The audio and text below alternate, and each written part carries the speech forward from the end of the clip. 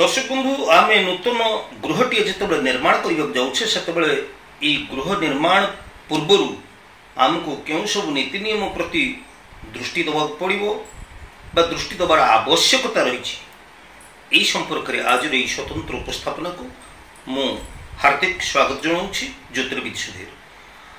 दर्शक बंधु आम जो नूतन गृहटी निर्माण करने जाऊे से आम गोटे प्लानिंग टे प्रस्तुत करुचे क्योंकि पूजा घर रोटी रोषे घर रोटी सीढ़ी रोटी लैट्रिन बाथरूम ये सब गुड़िक कौटी बेडरूम रोटी आम डाइनिंग स्पेस टी रखा ये सब गुड़िक आम कौन करें गोटे प्लानिंग करी योजना टी प्रस्तुत करी आम कौन करुचे जेकोसी दिन जेकोसी मासरे आम गृहटी निर्माण कर दौचे किंतु गृहटी निर्माण करने पूर्व सर्वप्रथम आम माटी को भल भाव परीक्षा करने दरकार छाड़ू मुझे प्रसंग को जीवी नहीं तेबे आपण जो भूमि रे बसवास करने जाउछंती बा गृहटी निर्माण करने जाउछंती से भूमि आपणकर केते दूर बासोपयोगी अच्छी यह परीक्षा करने दरकार। तेबे मुझे प्रसंग को जीविनी तेबे हाँ आपणकर भूमि भल थाउ कि खराब थाउ जदि आपण भावुचंती आपणकर भूमि रे किछि शैलियादि दोष रही जाइछि जेमति पोड़ा माटी अंगार हला कोयला हला किंबा कौन पूर्वर आपणकर ये जदि अव्यवहृत भाव रे भूमि आपणकर पड़ी रही दीर्घ दिन रु ताहले एठू आपण अंतत पक्षे 3 फुट रो माटी आपण एठू काढ़ी नबा दरकार। ए प्लॉट रु जो प्लॉट ऊपर आपणकर घरटी निर्माण करिवे एवं ए प्लॉट रे नूतन माटी बा बाली आपण एहाकु भर्ती करंतु।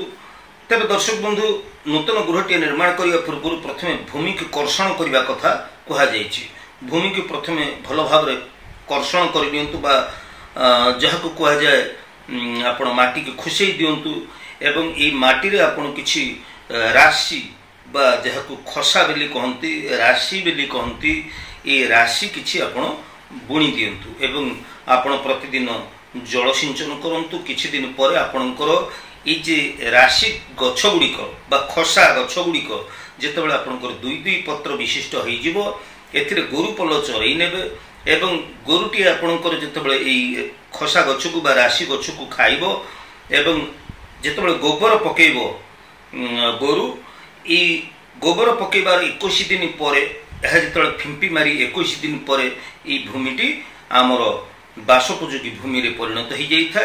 ये प्राचीन कालर वास्तुशास्त्र आमको ये कथा कही तेणु ये नीति नियम को अनुसरण तो आम करवा किंतु आहुरी बेसी गुरुत्वपूर्ण कथा जहाँ मु आगु को आलोचना करिया जाउछि साधारणतः आमर जेतेबेले घरटी आम आरंभ करिया जाउछे सेतेबेले आम जे केवल वास्तुशास्त्र पृष्ठभूमि रु गृहटी के निर्माण करबा ता नुहे पर ज्योतिषीय पृष्ठभूमि रु प्रथमे आम जानिबा दरकार जो गृहकर्तार सेही मासरे केउ मासरे गृह आरंभ करिवे मास बार तिथि नक्षत्र ये सब बेसी गुरुत्व वहन करिथाय तेणु मास बार तिथि नक्षत्र आदि स्थिर करंतु स्थिर कर सारिबा परे आपण गृहटी से शुभ मुहूर्त रे चयन करी शुभ मुहूर्त को आपण निर्णय करी से समय भितर आपण सूता पतन करंतु अर्थात आपणकर लेआउट करंतु आपणकर प्लानिंग अनुसार आपण सूता पतन करंतु।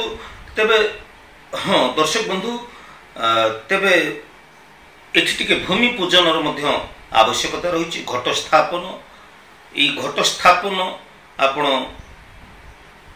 को करने को हम तेबे विश्वकर्मा प्रकाश नामक एक ग्रंथ से ग्रंथर पंचम षष्ठ एवं पंचम षष्ठ अध्याय चतुर्थ पंचम षष्ठ अध्याय कहुई जे ये कलश पूजा संपर्क में घट स्थापन संपर्क में विशेष भाव में वर्णना कर वास्तु को आम साधारणतः 3 प्रकार आम नहीं था स्थिर वास्तु दैनिक वास्तु एवं चर वास्तु। तेबे ये जे 3 प्रकार वास्तु रही तन्मध्य स्थिर वास्तु को आम प्रथमतः बेसी गुरुत्व दे आम काम कर स्थिर वास्तु अनुसार आमर नागर मुंड कुआड़े अच्छी तार लांज कुआड़े अच्छी एवं ये जे क्लॉक वाइज सब बेले आमर वास्तु पुरुष बा पुराणा कालिया पुराणा कालिया लांगुएज रे मुझे कहबी जे हूँ नाग। तेणु नागर गति को प्रथम निर्णय करा दरकार। ये नागर गति आपणकर साधारणतः सिंह कन्या तुला राशि जिते सूर्य थांती सेतबेले वास्तु पुरुषर मुंड पूर्व दिगरे थिला बेले तार पुछ तार अपोजिट दिगरे थाए। अच्छा, बिछा धनु मकर मासरे आमर दक्षिण दिगरे वास्तु पुरुषर बा नागर मुंड थाए एवं यार विपरीत तार पुछ थाए। से भली कुंभ मीन मेष मास मानकरे पश्चिम दिगरे नागर मुंड थाए एवं पूर्व दिगरे तार लांज थाए। वृष मिथुन कर्कट मास मानकरे उत्तर दिगरे मुंड नागर मुंड थाए एवं यार विपरीत तार पुछ थाए। तेणु ये जे नागर गति को निर्णय करी आमे शास्त्रीय मते शिलान्यास करिबा। शिलान्यास कहिले आमर 5 खंडी नुआ इटा को आमे पूजा करि थाउ एवं गोटे अष्टदल पद्म पत्थरटी आमे स्थापन करि थाउ। ये अष्टदल पद्म पत्थरटी की पूजा करा जाई थाए। एथिरे अष्टकुला नाग एवं नागपत्नी को आवाहन करी पूजा करा जाई थाए एवं संक्षिप्त खूब संक्षिप्त वास्तु पूजा टिके करा जाई थाए। तेबे दर्शक बंधु पंचोपचार रे खूब संक्षिप्त वास्तु पूजा सहित अष्टकुला नाग एवं नागपत्नी पूजा आमे करि थाउ। आउ हाँ, आमे ईशान्य कोण रे घट स्थापन तो निश्चित करिबा। किंतु एठी प्रश्न आसे जे आमे ई जे 5 खंडी इटा को पूजा करिबा, ई जे अष्टदल पद्म पत्थरटी को आमे पूजा करिबा, एटा कोठी पूजा करिबा? एटा भूमिर आमर जो प्लॉट आमे धरिचे जेतिक स्क्वायर फुट प्लॉट आमे निर्णय करिचे घर करिया पई, ठीक तार मझी सेंटर रे तार ब्रह्मस्थल तो एटा कहा जाए। से ब्रह्मस्थल रे ये 5 खंडी इटा अष्टदल पद्म पत्थर को आमे स्थापन करी एहाकू संक्षिप्त वास्तु पूजा अष्टकुला नाग एवं नागपत्नी पूजा करा जिबा दरकार। तेबे केही केही ई नागर गति निर्णय पई केही दंडाकृति भाव नागर गति को निर्णय करिथांती, केही कुंडलाकृति नागर गति को निर्णय करिथांती। तेबे ताहा तो भिन्न प्रसंग, किंतु नागर गति उपयुक्त भाव निर्णय हवा दरकार। मन रखंतु दर्शक बंधु, जदि नागर मुंडरे आपण भूल बसत शिलान्यास करदेले ताहले नागर लांजरे से आपण को दंशन करिवो, अर्थात घरुआर किछि ना किछि क्षति घटिवो। जदि आपणकर नागर पुच्छरे आपण शिलान्यास कर दउछंती, अष्टदल पद्म पत्थर टिके पोति दउछंती, ताहले आपणकर नाग तार मुंडरे मध्य दंशन करिवो। निश्चित भाव में आपणकर क्षयक्षति हबो। एटी होची सबुठारु बेसी महत्वपूर्ण एवं गुरुत्वपूर्ण कथा।